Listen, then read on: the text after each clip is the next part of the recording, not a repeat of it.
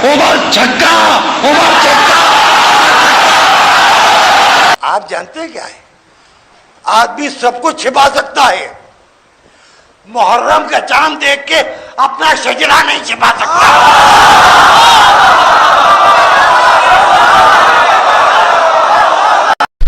नमाज पढ़ने के बाद चाहे जिधर देखो,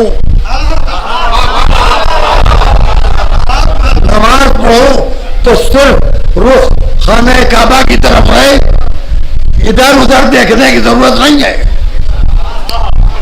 अरे न खुदा के मामले में इधर देखो उधर देखो, न रसूल की कब्र के सिलसिले में न इधर देखो न।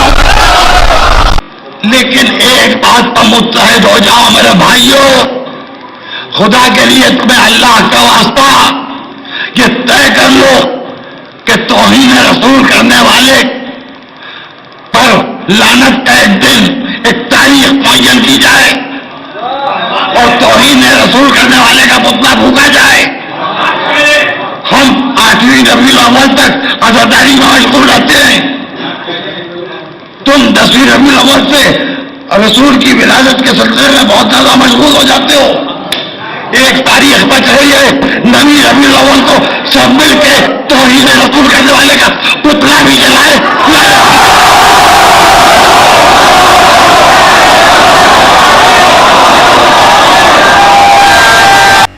बिस्तरे इस्तराहत पर आराम फरमा रसूल कह रहा है, कलम और कागज दो, मैं तुम्हें कुछ ऐसी तहरीर दे दूं कि मेरे बाद तुम बहकने ना पाओ। और जिसने कहा कि ये शख्स हिज़ियान बक रहा है, बुखार का असर हो गया है, वो कोई और नहीं है, आप उसके अदल के कायल हैं, आप ही की किताबों में लिखा है। आप पूछिए तो, पढ़िए तो, देखिए तो। अब ये व्हाट्सएप का ज़माना है, अब कोई जाहिल नहीं है, व्हाट्सएप का ज़माना है। आप ये नहीं कह सकते हमें नहीं मालूम। शाहरुख खान को छींक आती है तो आपको मालूम हो जाता है, और उमर ने क्या किया आपको नहीं मालूम।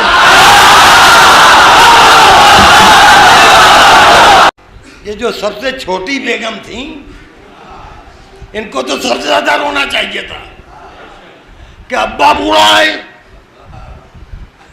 भाई खफा है, मैका कोई है नहीं, औलाद है नहीं, अब जिंदगी किसके सहारे गुजरेगी। तो भाई सौतेले नवाजों की खुशामद करो, देवर की खुशामद करो, ताकि जीने का कोई सहारा बन जाए। अजी रोना तो छोड़िए, खुश हो गई रसूलुल्लाह की बात। अच्छा खुश हुई तो इतना खुश हुई कि हमारे खुशी के ऊंट पर बैठ गई।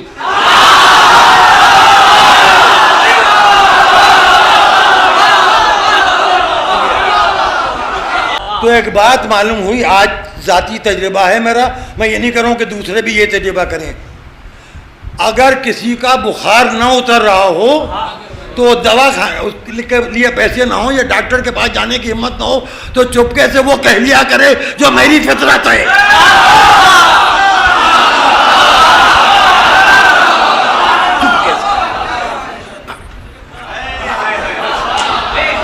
मगर वो ना कहिएगा जो मैं कह रहा हूँ, वो कहिएगा जो मैं कह रहा हूँ। समझ तो गए आप। अब रसूल पर ज़ियारत पढ़ना चाहिए,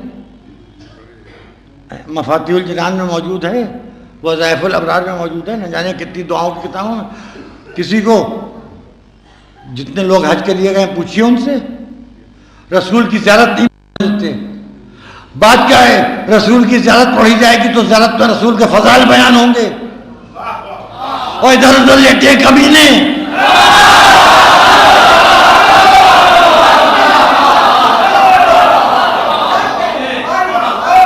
तो जब रसूल के फ़ज़ाइल बयान होंगे तो कमीनों की औलादें शर्मिंदा होंगी कि काश इसकी औलाद ना होते, काश इसकी औलाद ना होते, औलाद रसूल होते तो सर उठा के चलते।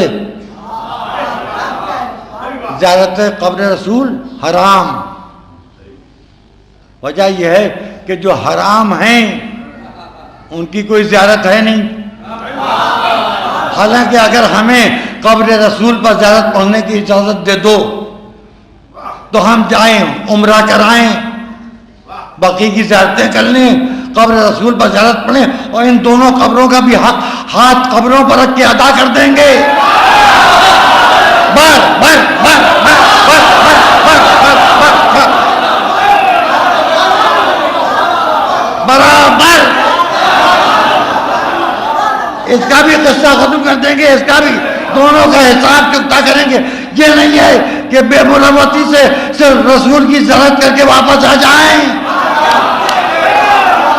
हक़्क़े गासिब अली, हक़्क़े गासिब सैयदा, दोनों जालिमों पर लानत भी करेंगे, वादा करते हैं।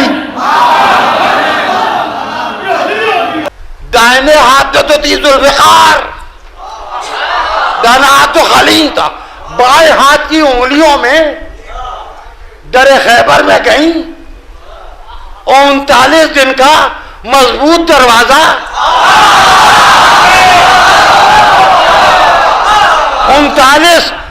39 दिन के नामर्दों की मर्दानगी का इश्तिहार।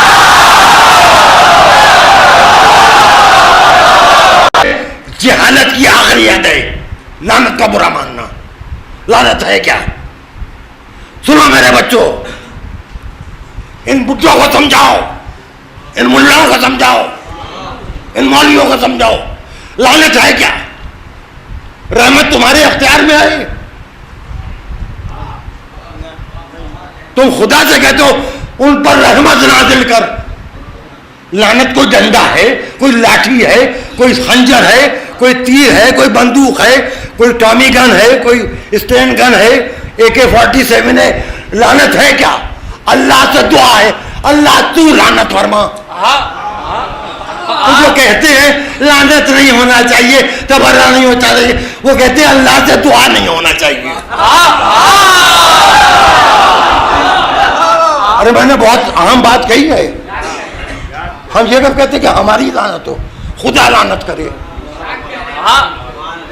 जी हाँ, वो है नहीं, वो रोटी वाला उमर, उसको हाँ रोटी का ऑर्डर दिया, उसने रोटी खराब कर दी।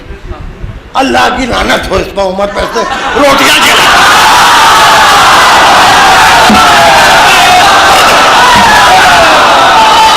जब सुबह कानों में अस्सलातु खैरुम मिनन नौम की आवाज आती है, बेसाख्ता मुंह से निकलता है बरो मौलाना।